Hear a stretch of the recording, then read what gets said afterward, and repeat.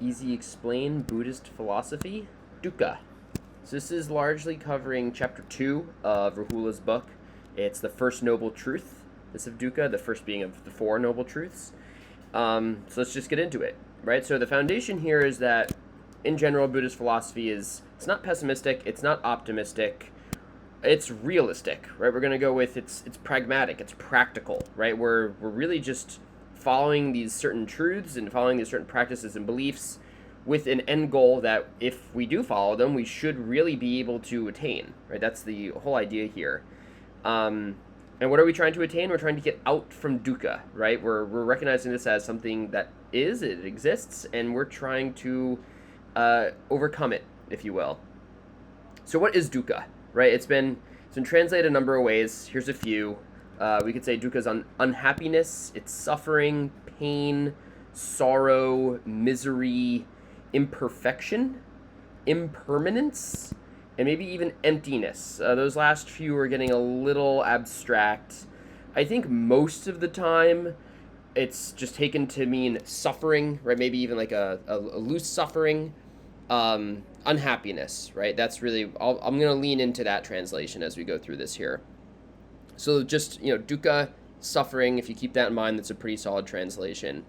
But where are we suffering? When are we suffering? Why are we suffering?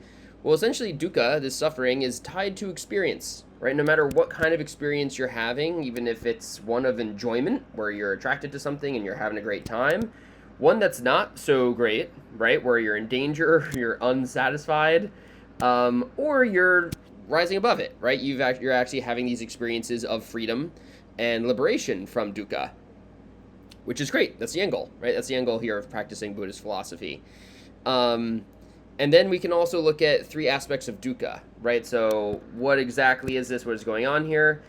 The suffering of dukkha can be very ordinary, right? Just you're uncomfortable, you're unhappy, you're unsatisfied with really anything, right? A physical state, a mental state, whatever's going on. You could be facing changes in your life, right, that are unfavorable to you. So it's more so happening to you. It's not just you being alive and suffering. It's something impacting you externally. Or it can be a conditioned state. From living incorrectly, right, from living outside of Buddhist philosophy, you've gotten into this point of dukkha, and maybe you don't see an end or a way out. Another definition, another thing to clarify here is what it means to be, what it means to exist in terms of Buddhist philosophy. So we're really looking at a combination of physical and mental forces, right? Kind of that duality is established, right? There's a physical being, and then there's the cognitive side. But really, we can summarize all being as the five aggregates. And this is a big concept for Buddhist philosophy, that being is the five aggregates. You as a being are the five aggregates. And what are these five aggregates? Well, it's matter. That's the first one, right? Just stuff, physical stuff. The next one, especially for us, is a self-aware being. We have sensations and we have perceptions. A little bit more on those below. We'll kind of further break down these five aggregates. Then there are mental foundations, essentially mental states, but more so consequences of things that you've done and how you're reflecting on them and your awareness and consciousness of them, and therefore consciousness, right? Awareness of being awake and alive and experiencing, right? Of knowing that dukkha is part of your experience and that you exist. So let's break these five aggregates down a little bit farther. Let's start with matter. So matter, again, is composed of the four great elements and their derivatives, right? So the derivatives meaning essentially the things that we have to perceive these four great elements, and not so much like the chemical periodic table of elements, right? It's more so things that are solid, things that are fluid. There's heat and there is motion, right? And of course, all those things also have their opposites. And the derivatives, right? How do we know of these four great elements? How do we take them in? How are we aware of them? Well, we use our eyes, our ears, our nose, our tongue, our body, and our sense perceptions, right? Just all of it coming together and all of it combined. That's how we're pulling in the aggregate of matter. Moving into sensations, what are those in terms of Buddhist philosophy? Well, your eye is responsible for vision, your ear for sound, your nose for odors, your tongue for taste, your body for tangibility, right, touching things, and your mind for thoughts. right? So your mind having thoughts is a sensation, according to Buddhist philosophy.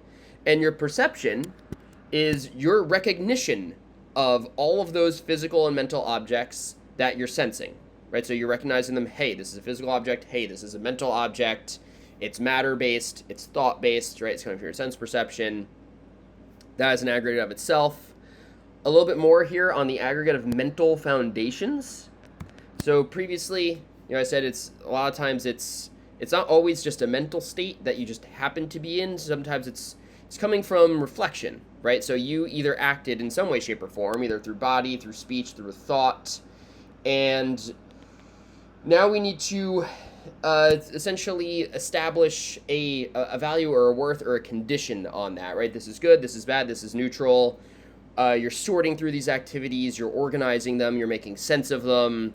Those are your mental foundations, right? I guess you could kind of think of it as your peace of mind, or maybe your place of mind is a better term for this. Mental states, just using that to explain mental foundations doesn't seem quite clear or concise enough, so I did want to go a little bit further here.